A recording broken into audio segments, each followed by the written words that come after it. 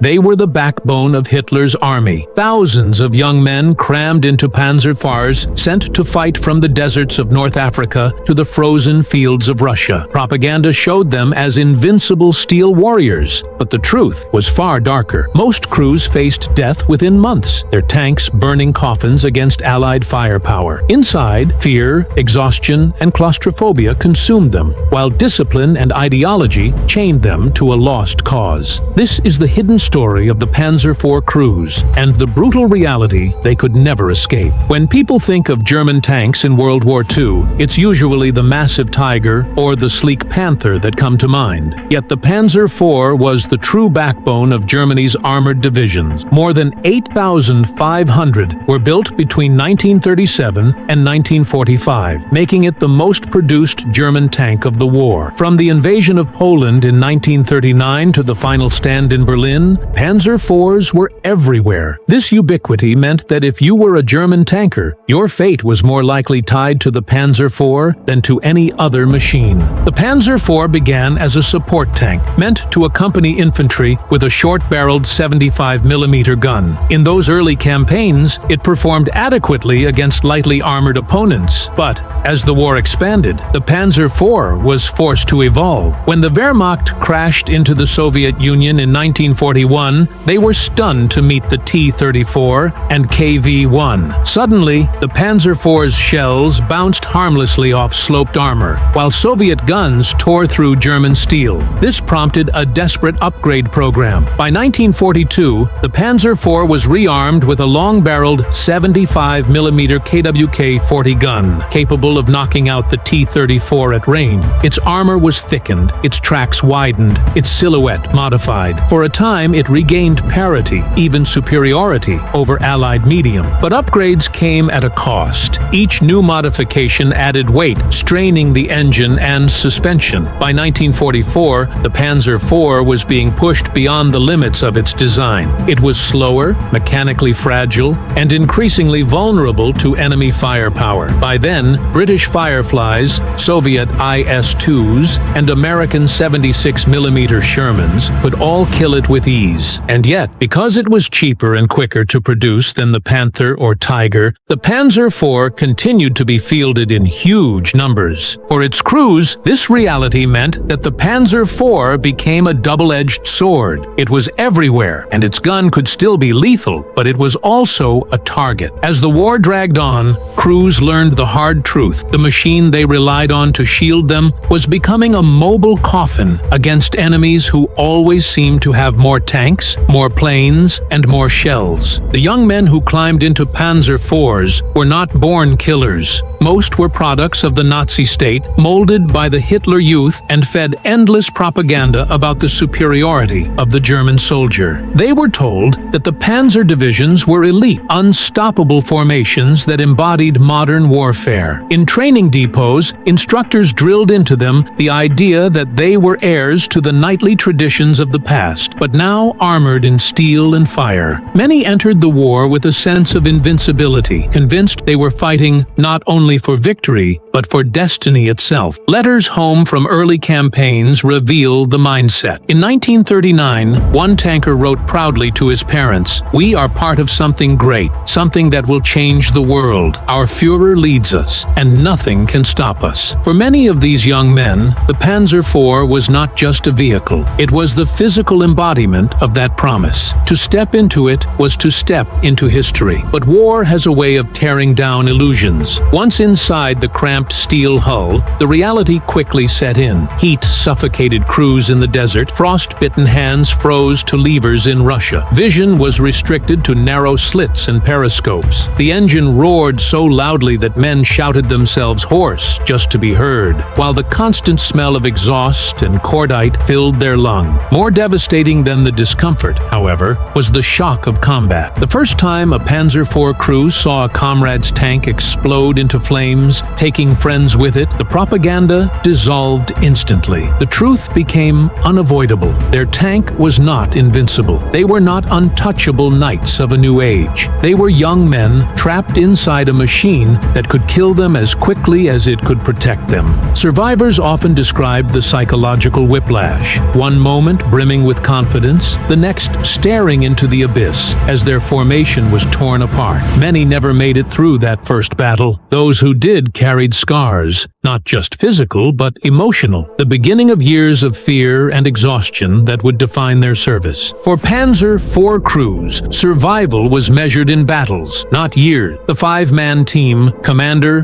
gunner, loader, driver, and radio operator, was supposed to function like a single body. But when a Panzer IV was knocked out, that body often tore itself apart. Statistically, 1 in 4 men would die outright when their tank was destroyed, but that number could rise much higher depending on how it was hit. A shell to the ammunition rack could turn the interior into a furnace, igniting stored rounds in a chain reaction. Survivors spoke of seconds, no more than 10 or 15, to scramble out before the whole machine exploded. Those trapped inside either burned alive or suffocated as smoke and flames devoured the compartment. The fear of fire haunted every German tanker. Crews sometimes carried pistols, not for the enemy, but for themselves, in case they were trapped in a blazing hull. Allied soldiers knew this too. They often called tanks coffins on wheels, and for good reason. At the Battle of Kursk in July 1943, more than 100 Panzer IVs were lost in just the first 2 weeks. Soviet anti-tank guns and dug-in T-34s caught them in kill zones. For the crews, the battlefield became a graveyard of smoldering wrecks. In Normandy, the pattern repeated. Allied artillery blanketed hedgerows with such intensity that even when a Panzer IV wasn't destroyed, its crew was often killed or maimed by shrapnel, ripping through thinner armor plates. The casualty rates grew worse as the war dragged on. By late 1944, few crews lasted long enough to become veterans. Fresh recruits filled the hatches, many straight out of training schools, replacing men who had been incinerated or buried with their machines. Survivors described seeing their comrades reduced to ash or being forced to abandon crippled tanks under relentless fire, leaving friends behind because there was no time to drag them out. The dark truth is that Panzer IV service was not a path to honor or glory. It was a path to an early grave. Crews learned quickly that their life expectancy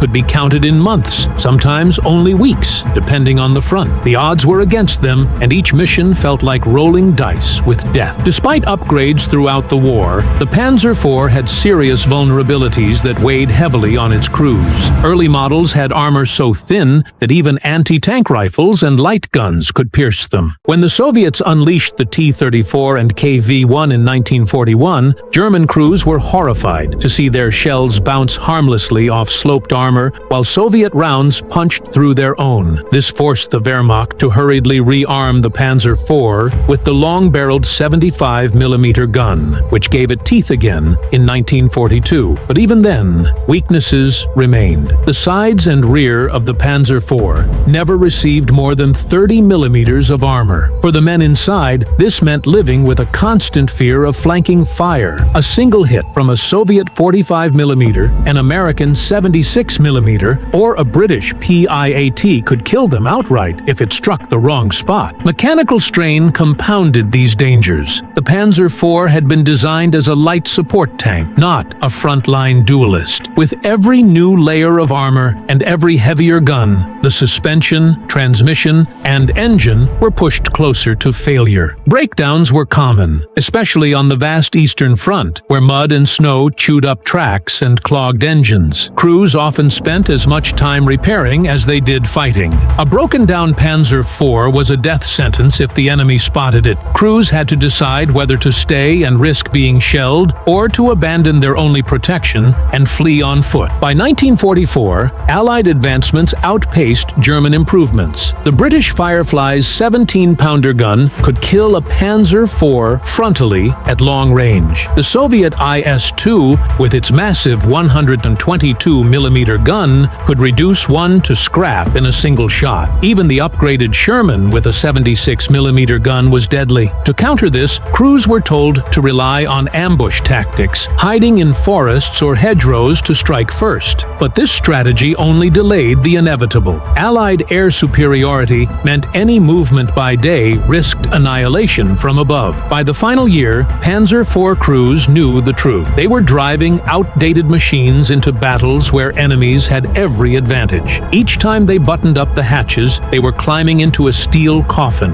hoping it wouldn't be their turn to die that day. For Panzer IV crews, no battlefield was more brutal than the vast expanse of the Soviet Union. The Eastern Front was a land of extremes, blistering summers that choked engines with dust, autumns that turned roads into seas of mud, and winters so cold that oil froze solid inside crankcases. Crews learned to keep engines idling through the night just to ensure they could start in the morning. Sleep often meant curling under tarps beside their tanks, shivering in layers of damp uniforms, always listening for the sound of Soviet artillery. Even inside the Panzer IV, there was no relief. In summer, the fighting compartment became an oven. In winter, a freezer. Men breathed in smoke and fumes, while frostbite gnawed at fingers that were expected to load shells or steer clumsy controls. Combat here was relentless. Soviet armies threw wave after wave of tanks, infantry, and anti-tank guns at the Germans. At Kursk, in 1943, Panzer IV units led the charge into a wall of Soviet defenses and were torn apart. Over 100 were destroyed in just the first 2 weeks, and survivors described the battlefield as a landscape of smoldering wrecks and burning men. Elsewhere, the Red Army's T-34s prowled the flanks, where the Panzer IV's thin armor was weakest. Infantry ambushes added another layer of horror. Molotov cocktails hurled onto engine decks, grenades shoved under treads, and anti-tank rifles punching through side plates. Even if crews escaped, many were cut down in open fields by small arms fire or bayonets. The psychological toll was immense. Tankers often described the eerie silence before dawn assaults, when every sound could be the enemy creeping closer.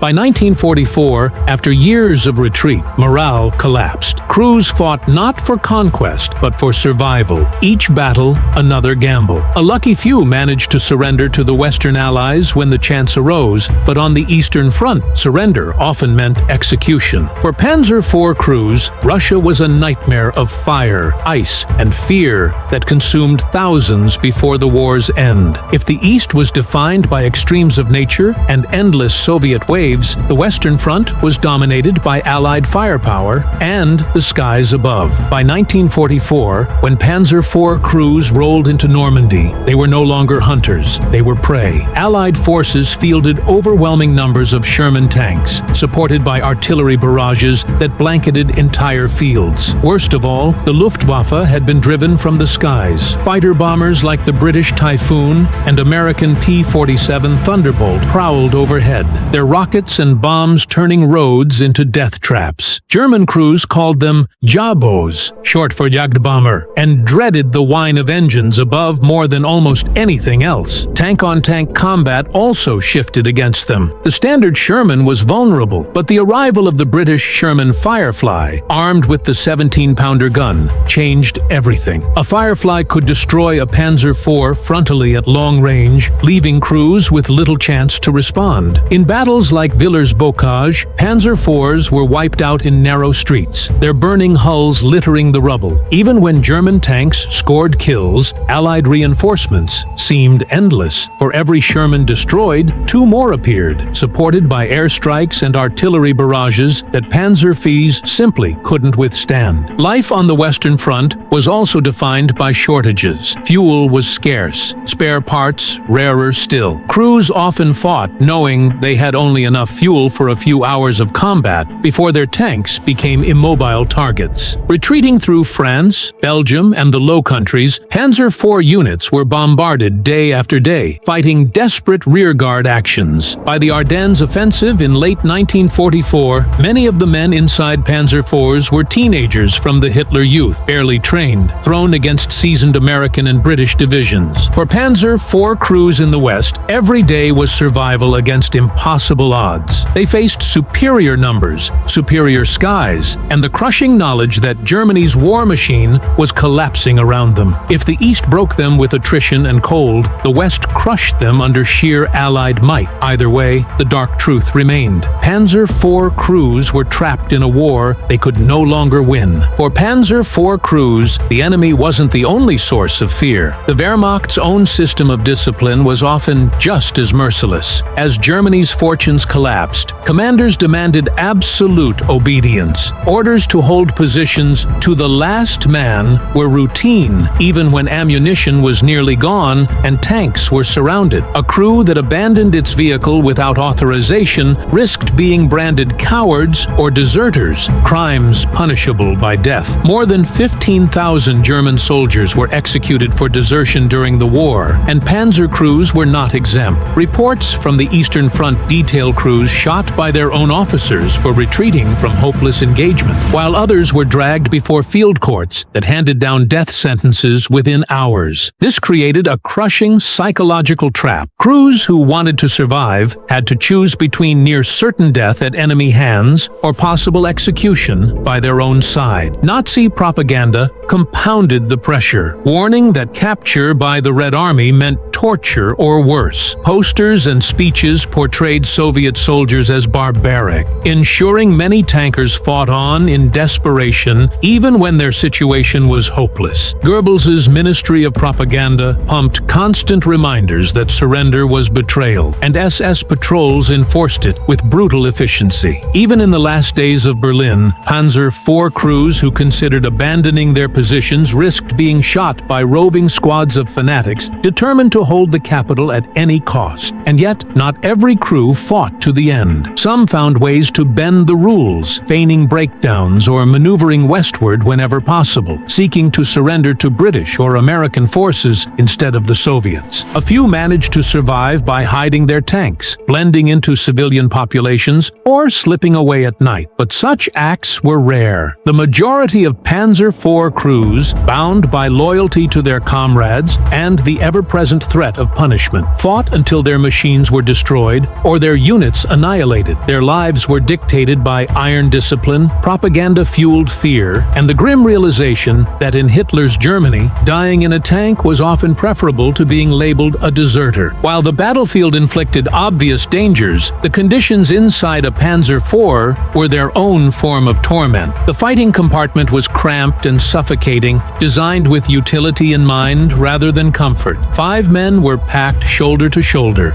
each responsible for vital tasks. The gunner squinted through optics. The loader handled heavy shells in rapid succession. The driver fought stiff controls, and the commander shouted orders above the deafening roar of the Maybach engine. Communication was a constant battle. To be heard, crewmen screamed at the top of their lungs. Powder smoke, gasoline fumes, and the acrid stench of burning oil seep into every corner. After hours of combat, men emerged half-deaf, with throats raw from shouting and eyes watering from smoke. The physical environment magnified psychological stress. In summer, heat inside the steel hull could soar above 50 degrees Celsius, leaving men drenched in sweat and dizzy. In winter, condensation froze to metal surfaces, and crews huddled in thick coats, still shivering as icy air seeped through. Sleep was a rare luxury. Tankers might spend 20 hours straight inside their vehicles, nerves frayed, waiting for the next attack. Commanders in particular bore crushing responsibility, forced to stay half-exposed through the hatch to maintain visibility, even as snipers and shrapnel sought their heads. One Allied commander described such duty as utterly exhausting, mentally and physically. German commanders felt the same weight. Fear was ever present. Every noise outside, the whistle of incoming artillery, the metallic clang of a ricochet, could signal imminent death. Crews lived with the haunting knowledge that their tank could become a fire trap in seconds. Many carried pistols with a final bullet for themselves, unwilling to face the agony of burning alive. Survivors later admitted to recurring nightmares of being trapped in flames or suffocating as smoke filled the compartment. Even when they escaped unscathed, the trauma lingered. Men twitched at sudden noises, avoided confined spaces, and recoiled from the smell of fuel. Inside the Panzer IV, ideology and training faded quickly. What remained was survival instinct, a crew of terrified men relying on each other to endure another day in their steel coffin. By 1945, the story of the Panzer IV and its crews